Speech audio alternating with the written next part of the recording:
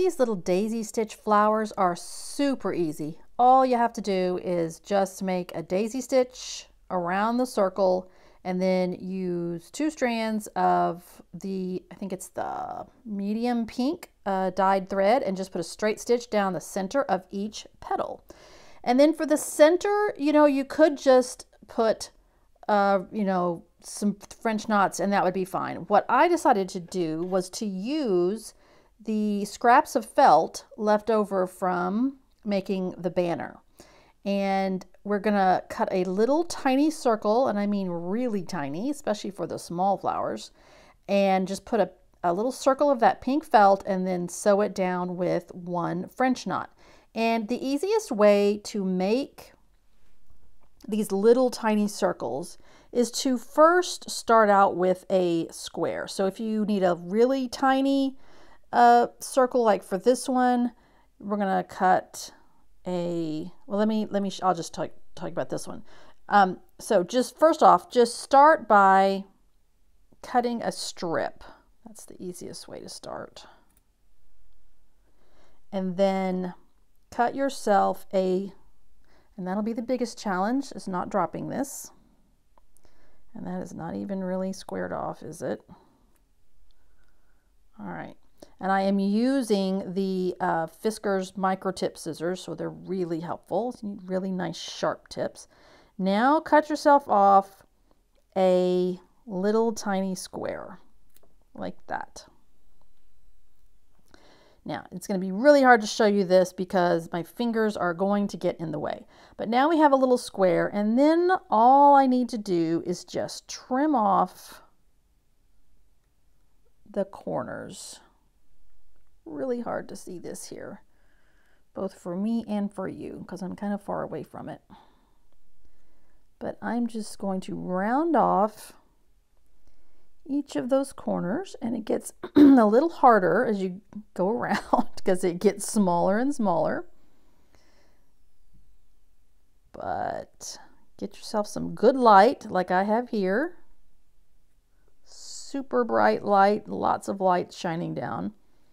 Then I have one more little corner.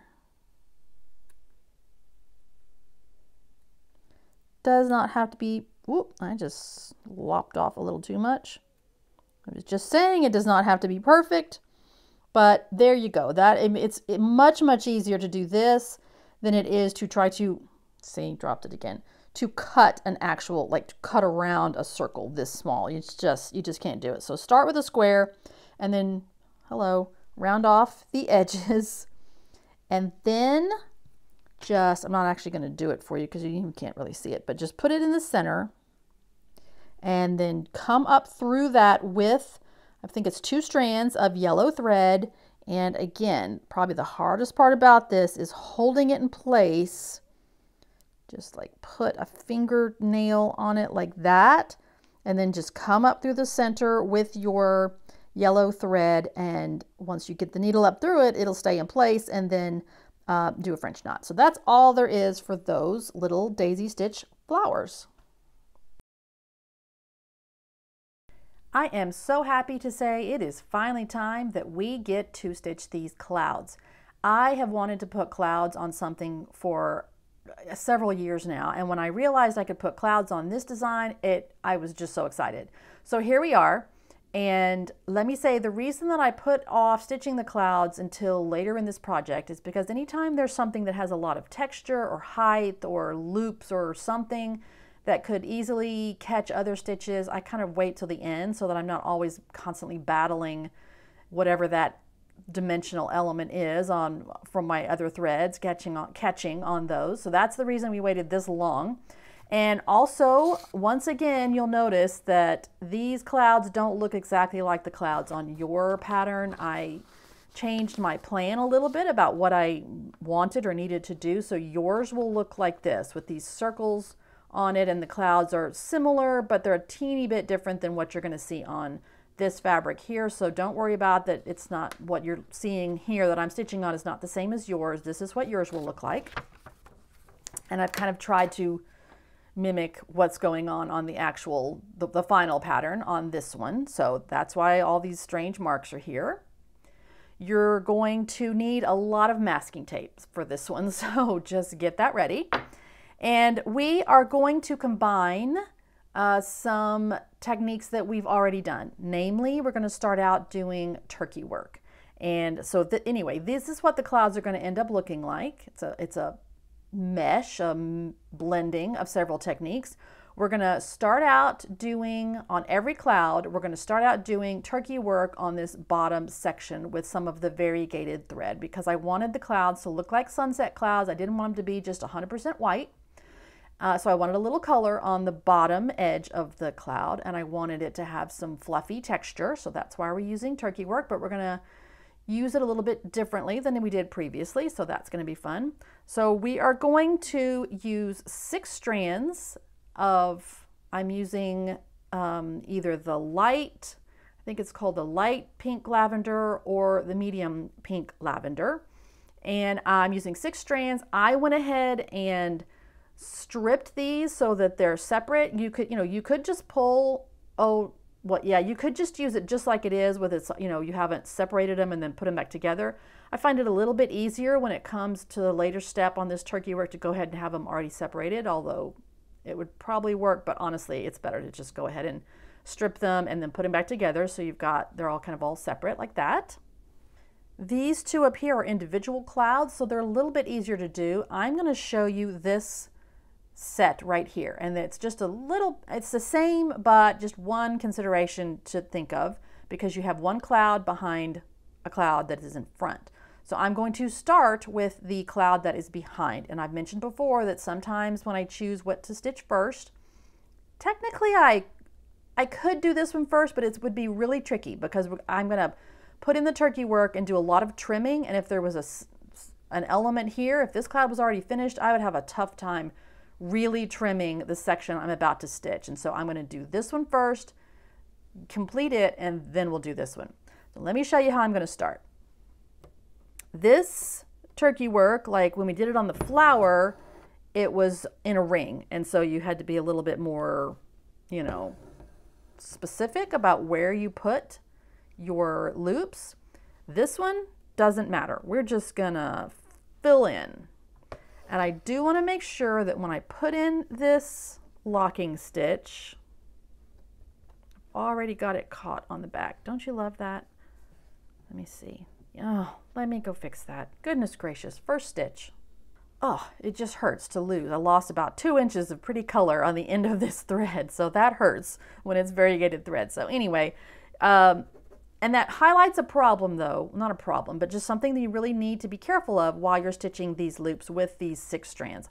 All these strands can easily, on the back, particularly when if you're not looking, as you're pulling the needle up right next to all these threads, you can catch them. And 2 or 3 times now I've turned it over and I realized I had a big loopy knot on the back that wasted a bunch of threads. So I'll talk about that more in a minute. So, when you do turkey work, a minute ago I had a knot in the end and I pulled it from the back. When you do turkey work, you can do it like that, or you can start it from the top with no knot. So that's what I'm going to do. So I'm going to make sure. Okay, now I'm going to put a locking stitch in that. All right, now I can start with my loops. And as I was saying previously, we were kind of careful about, we put them all in a line, and I've already pulled through some thread. This is just not my day, is it? What is happening? Let me see if I can pull it back to the back. Aha, made it work. Whew, goodness gracious, is that how this is going to be? Anyway, now we're just going to make random loops everywhere.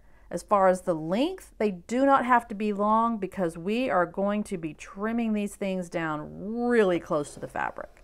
So save as much thread as you can. Don't make these loops 1 inch long, because then that's like 2 inches of thread you're gonna, or 1.25 inches of thread you're gonna cut away in a minute. So make them really short. I know you do need to like grab onto them, but just fill in randomly this sort of, bottom half, third, whatever that I have indicated on the pattern. And I know it's hard to see because I have to sort of keep my finger there but I'm holding the loop that is brought to the front. I'm holding it down so it stays out of my way. I'm trying as much as I can to make sure I really securely lock those down, because in a minute we are going to really be harsh with these things. We're going to be roughing them up, so they need to be very secure in the fabric so you don't just pull out threads. And so this is what I'm talking about. It's the 6 strands that causes the trouble. There's just so many strands there, and they so easily get pulled up from the back. So you may have to go a little slower and just pull these strands through. See, that's kind of what happens. They kind of tangle up. So color-wise, I really just wanted to, like, this one has ended up being much lighter, but it has a little bit of color. This one's a little bit darker. You know, these variegated threads, you never know what you're getting. Because this cloud is behind this one, I wanted this area right here to be a little bit darker, like definitely darker than up here. See how that's almost just very, very, very light lavender pink? I wanted this area to look like it's shaded, you know, basically darker behind this cloud. So that, and then later when I make this will be a lot of white, pure white up here, and it'll really stand out. It'll really come to the front. So with your dyed threads, if you have one that ended up being a little bit darker, if you want to make some that are a little bit darker, this is turning out a little bit lighter than I intended. I may go see when I get over to here, I may switch to a thread that's a little bit darker than what's going on here. But if you do happen to have a thread that is darker, or if you want to just go quickly make one, that's also the beauty of dyeing your own threads. You can go make one up pretty quickly. Make sure it's dry, of course. But that's all you have to do all in this whole area. Just keep making these loops. Doesn't matter the direction. They don't have to be, you know, completely close together, because they will fill in a little bit when we fluff them up, and we're going to add some stitching, some knots down in between them, but generally fill it up pretty closely all the way through here. And now we trim. I've already snipped the loops, and so now I am going to start trimming this, and you are going to trim this way more than you think you're going to, that you need to, because I don't want fringe. I want a very short little carpet, flat carpet of fuzz. So we're going to trim very short, particularly on the edges, because I don't want fur. I don't want fringe sticking out on the edge. So I am going to really trim those pretty short. This is one reason that you wanted to make sure those locking stitches were really secure, because there's just going to be a little teeny bit of thread that is left on the fabric sticking up. And this is where you're going to, the first time you're going to need your masking tape, because as you trim this, you need to kind of get all of the little bits that you've already trimmed out of the way so you can see where to trim. So let me get a piece of masking tape, and I will very gently get all those little extra bits, not just off of the fabric around it, but inside there. Oops, I just kind of scraped them off, didn't I? So once once your masking tape gets fuzzy, it won't be sticky anymore. So probably go through several pieces of masking tape. Here's a brand new piece. Get those out of the way. Get that one out of the way. All right, so that's enough. That's cleaned up enough for me to see what I'm doing again. This is still way too long. So I'm going to keep trimming. And I'm going to get it down pretty low. I keep sort of pushing it away from the edges so that I'm not clipping the fabric, but so that I can see the edge, the bottom edge of the cloud. So like see over here, see this is the bottom edge of this cloud, and I don't want fringe. I'm going to want fuzz. So I'm going to really trim that down a lot. So keep trimming and cleaning it and trimming. And another thing we're going to do, I know that's still not nearly enough trimming, but let me clean it up a little bit, because you don't want to do this next part with it fuzz all over it.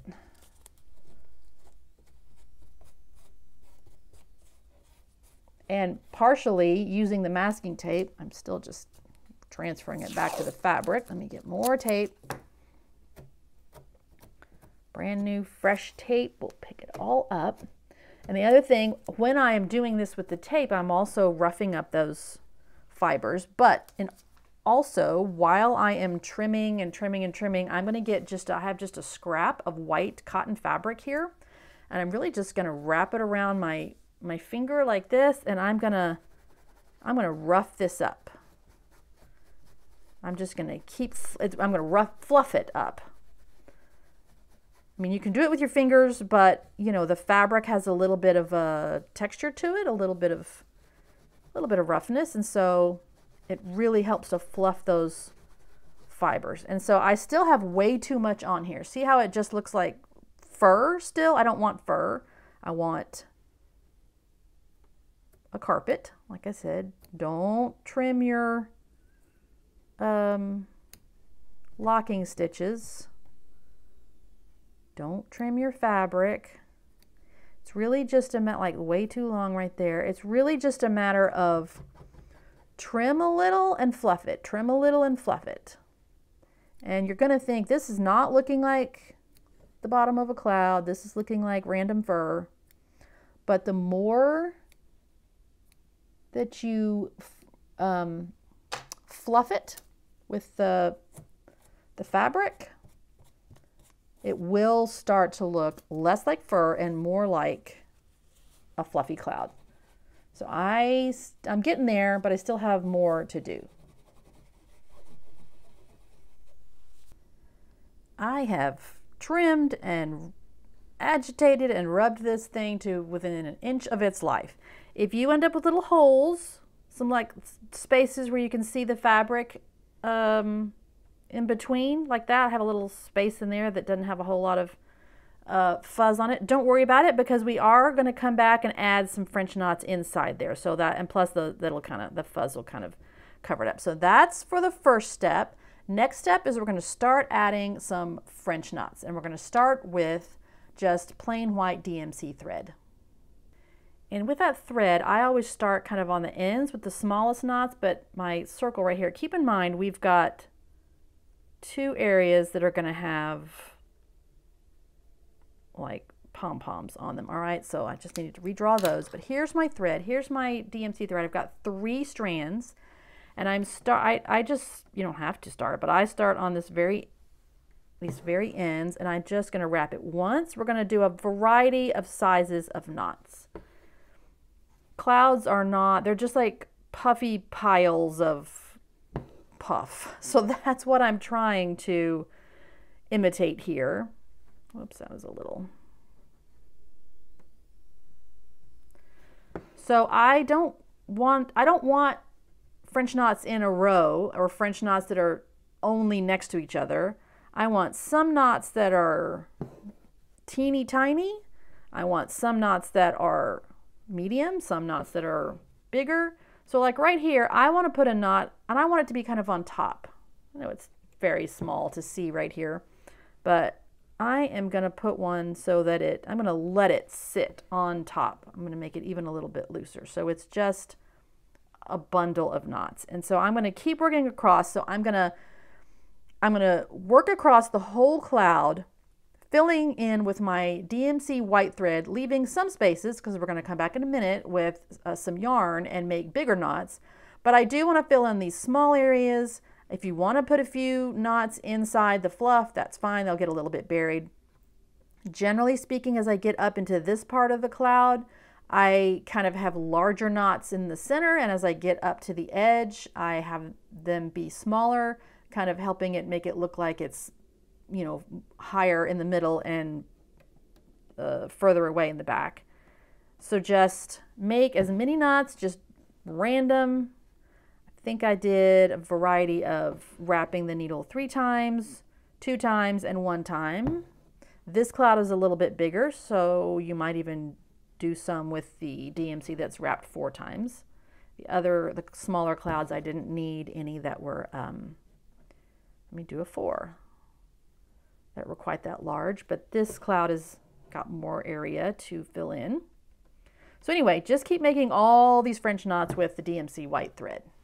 That was a lot of French knots, but you can see I have left some areas with spaces in them because of what we're about to do next. But I did concentrate, you know, the biggest concentration of them on the edges and on the smaller areas and kind of here at the top.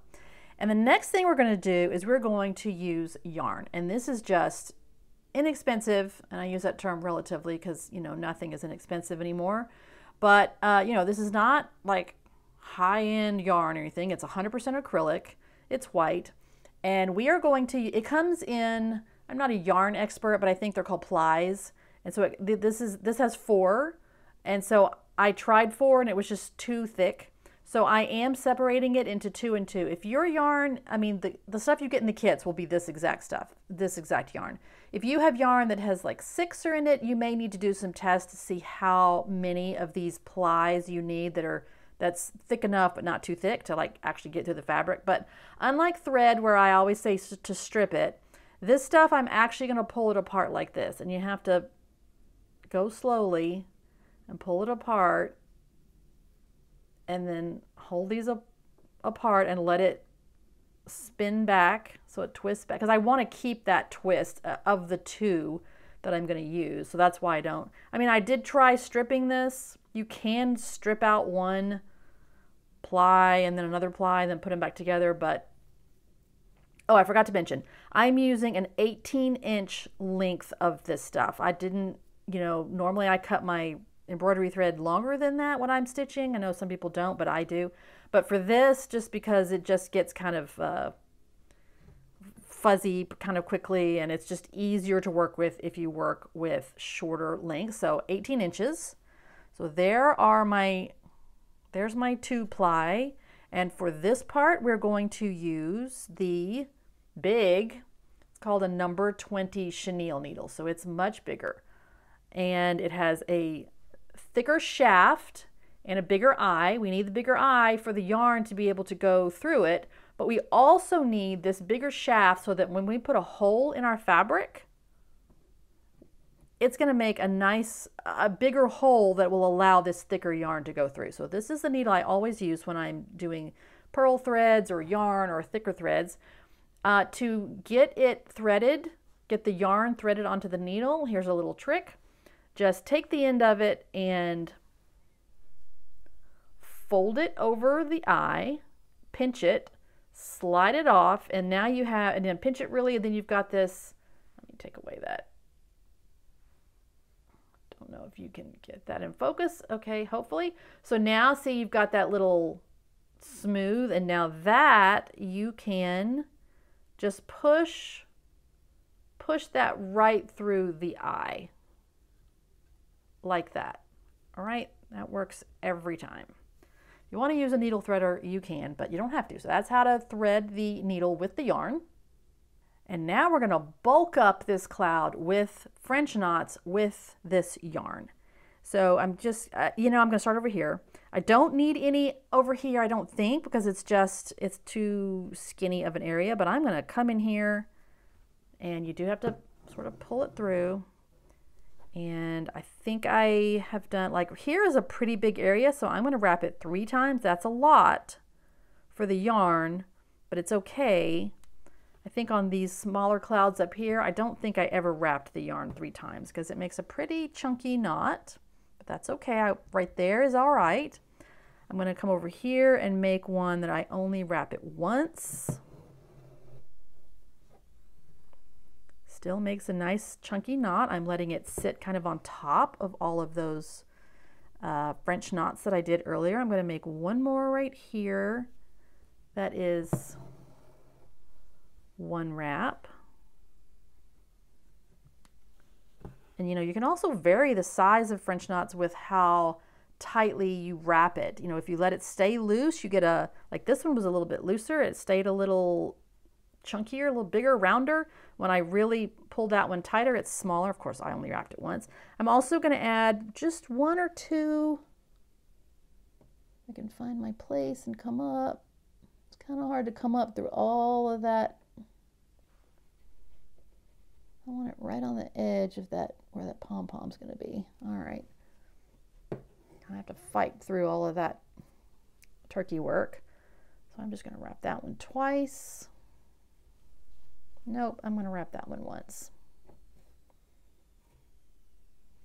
Probably get covered up in the end anyway, but that's okay. Hop over here. I'm going to make a couple in these spots. So anyway, that's the same thing, just like you did with the DMC, the white thread. Fill in and sort of pile up more French knots with this. Oops, come on, don't knot on me now. With this yarn, and it will start to look more and more like a cloud.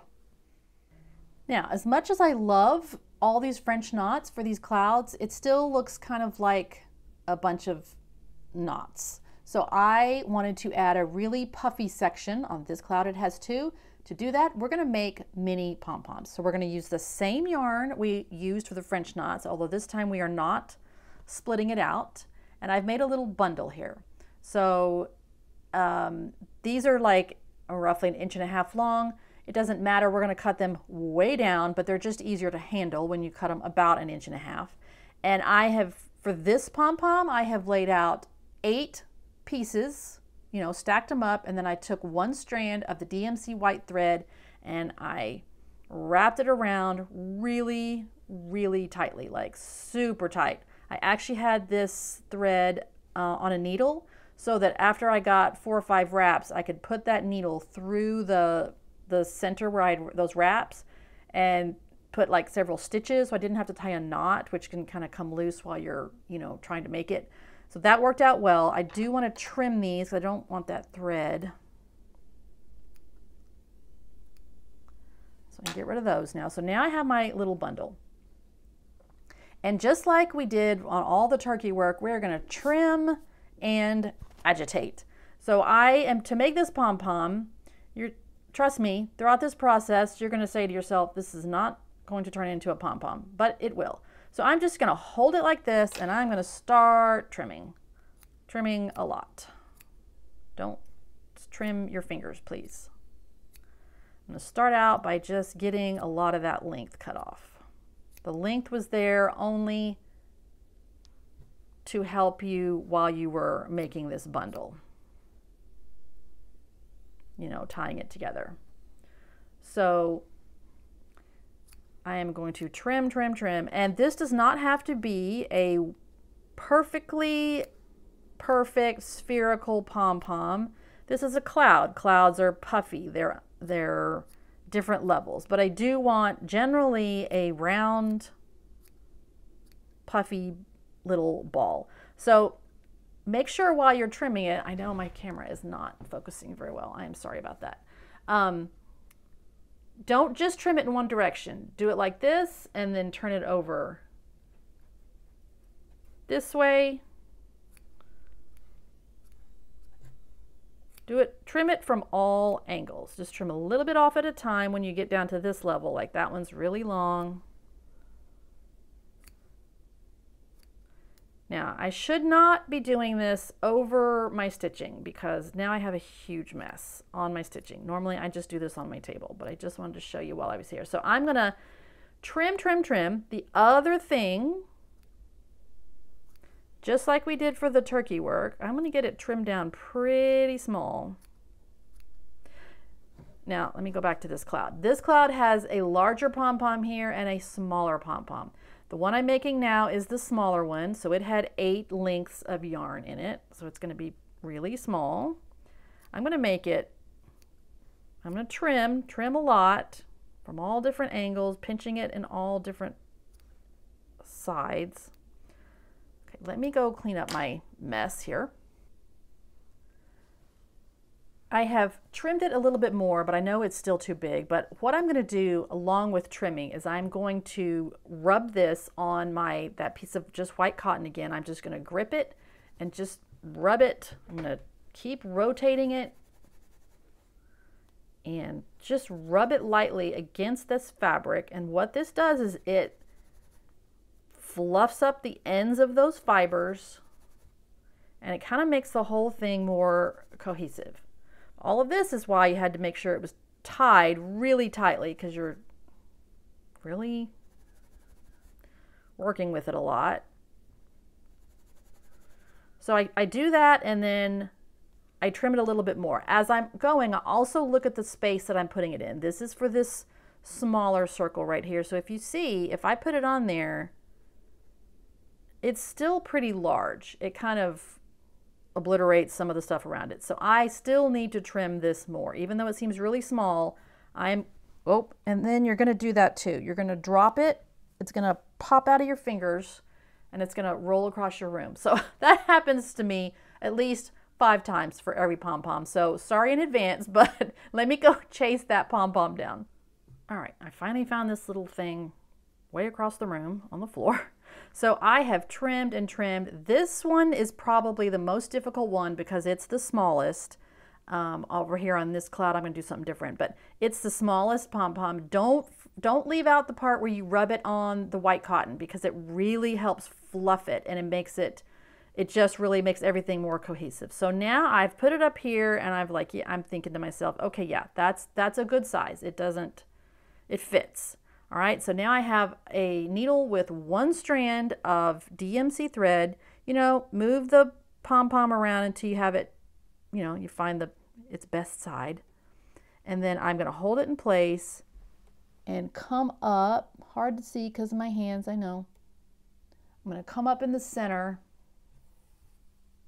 with 1 strand of DMC thread and just put 1 or 2 stitches that will hold that in place. Let me put 1 more stitch just to be safe. Almost poked my finger.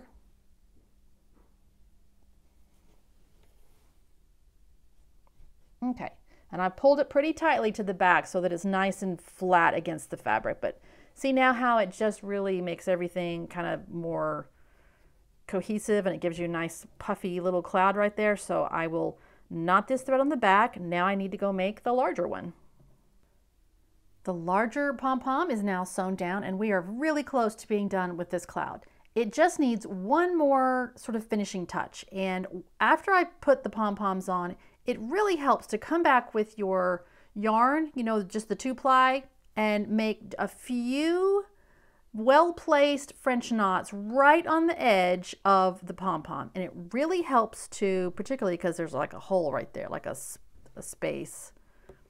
But it really helps to sort of integrate and you can even sort of catch the side of the pom-pom with the French knot.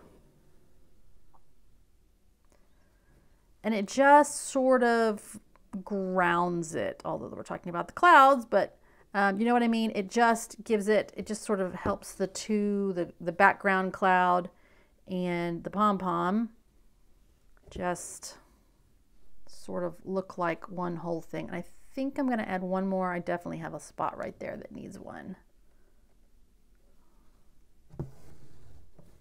Just a small one. Yeah, maybe, yeah, I'll do 1 wrap. I'm going to sort of try to grab the side of the cloud with that one. No, I'm not. Just go down. Okay, I'm not pulling that too tightly. So now that bridges the sort of flat area that we stitched before, this turkey work and all those French knots, and it sort of helps bridge the 2 levels. And I think that cloud is done. So now all we have to do, I won't show you this whole thing, but now we'll just do the exact same thing on this cloud. And I think you can see this is why we did this one first, because we had to do all that trimming and I needed to have access to it. So now I can do all the trimming down here for this one, and when it comes time to work around this one, I'll just put that pom-pom right on top right here. So it'll be much easier to deal with that. So let's do the back one first and then the front one. I still have this one over here to complete before I'm absolutely finished, but I had mentioned this little small cloud over here and that I was probably going to do something different. I ended up doing the exact same process for this little one that I did for all these others. The only difference is that on the other ones, whereas, you know, we did the turkey work and then we did all the white French knots with DMC thread and then we did French knots with the yarn. On this one, I only did the turkey work and then I did DMC white knots and I didn't do any yarn French knots. I went ahead and sewed on the pom-pom and then I only added just, I think 2 over here and 1 over here, little teeny tiny French knots made out of the yarn. So not as many yarn French knots on this one. But otherwise, I hope you had a wonderful time making these clouds. I'm so glad we all finally got a chance to stitch some clouds. One of the last few things we have to stitch on the hoop itself is this round flower. And I've already done the center because the center is just the rose stitch again with French knots around it. You've already seen me do that several times, so there's no need to do that again. And now we're going to do what's called a woven wheel stitch around the outside. And I have a confession. Don't tell anyone, but I don't really like the woven wheel stitch. I know, it's so popular. It is a cool looking stitch, but it is fiddly and I don't know. It is just not one of my favorite stitches. And I almost didn't put it on here, but I just needed another shape and it is dimensional and it has lots of cool things about it. So I put 4 on here and honestly, even after doing these, I still don't love it that much, but you know, everybody's entitled to love which stitch they love and not love other stitches. So anyway, that's just not on my list of favorite stitches. Let's put it that way. But we are going to do it here. So for the woven wheel stitch, you just need any odd number of spokes, more than 3 usually. Usually 5 is most common, but I went ahead and put 7 because the fewer the spokes, the more loose the stitches are. And they're going to be loose anyway, so that's one reason it's kind of fiddly. It's the reason we're doing it at the end, because if I did this at the beginning and then did all this other stitching, I would constantly be catching those loops of thread and pulling it out of place. So do this really at the very end. All right, so now I have my 7 spokes of white thread, and the woven wheel works better, you know, the stitches that we're about to do next, when you have more thread. So this is 6. I have seen woven wheels done with 12 strands and they look great. So the more the better. I did go ahead and strip these so that they were separated and put back together. So I'm not using them just like right out of the skein, which is more like a rope, and this has got like separate strands. So that also makes it a little more fiddly. I agree. Okay. But it's really a very simple stitch. It's so simple. It's over under, it's weaving. So I'm going to come up in the center, or near the center, and right next to a stitch, kind of like I'm going to pretend like that would be my first understitch. So I'm right next to that stitch. Pull those strands through, and now, so if I consider that as an under, I'm going to go over this spoke, under this one. All right, now here's where it already kind of starts to get fiddly. If you leave these really loose, it's going to get harder and harder and harder to keep the balance as you go around. So it's a little counterintuitive, but go ahead and pull that stitch a little bit. I don't mean like super tight, but I mean go ahead and, you know, pull it. So now that was under, over this one, under this one. And go ahead and pull that so that it's sort of snugged up against there. That was an under, go over, go under that one. And so now that was an under. So now where we had what we considered an under, now we're going to go over that one. And this one was an over, but now we'll go under. So you can check to make sure every time you are doing this, if you're doing the correct thing, over or under, by whatever was done previously on that spoke, that was an under. Now you know that needs to be an over. But I literally just say to myself, over, under, over, under. And you do need to be careful not to catch other stitching. All right, and so it will start to build up. That was an under, over, under. I'm helping my needle go underneath there by pressing on the back of the fabric, so the fabric is kind of mounded up like that. Under, over, under, making sure I don't catch the thread there. Under, over, under. If you find you are having trouble, and sometimes it gets a little trickier as you go because these spokes get to sort of be covered up, you can do the thing where you use the eye end of your needle instead of the pointy end, if you find that easier.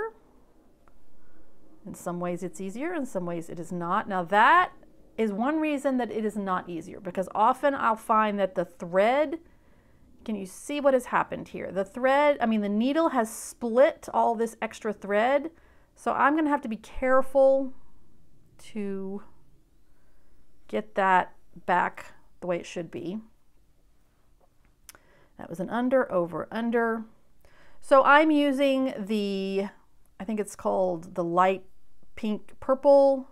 Same thing we used for the bottom of the clouds, under, over, under.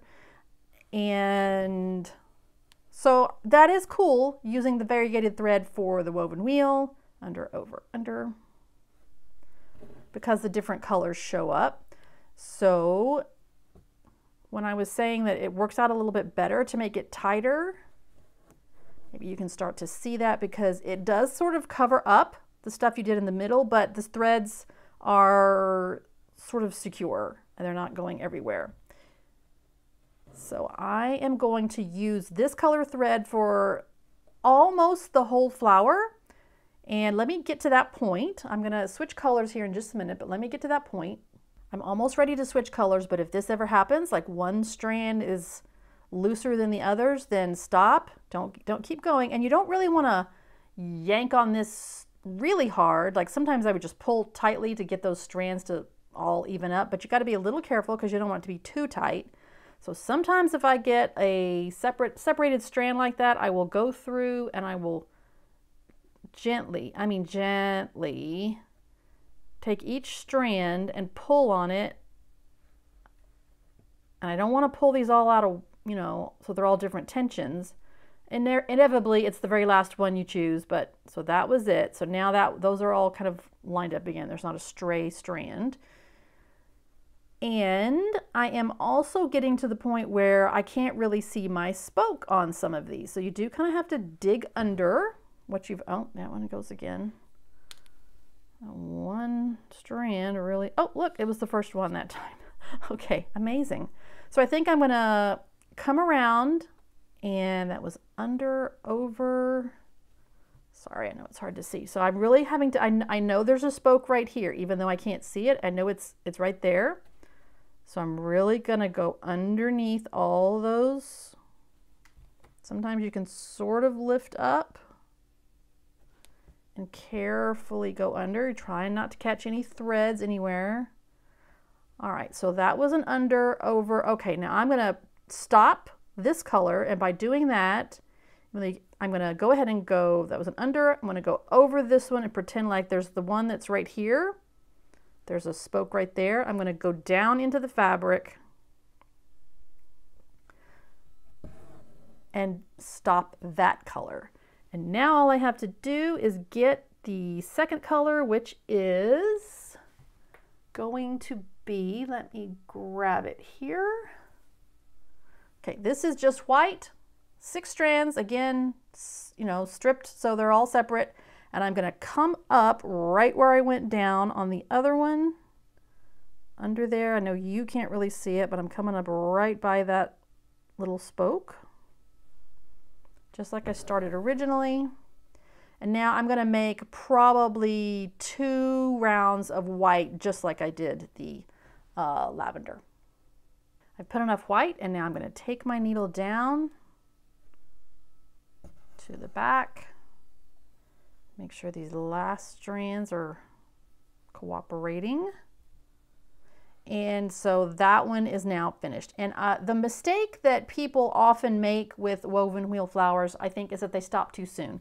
You don't want to be able to see any of those spokes. So if you see a little bit of that, one of those spokes sticking out, do a few more rounds. Just keep going, and you can, you're putting the threads, kind of tucking them underneath on the outside edge. Keep going till you can't see any of the spoke, and then it'll be full enough to look really nice. Okay, so that's the woven wheel. Maybe you will like it more than I like it. I like the way it looks. It's a cool accent for the rest of these flowers. So anyway, hopefully maybe it'll be on your list of favorite stitches.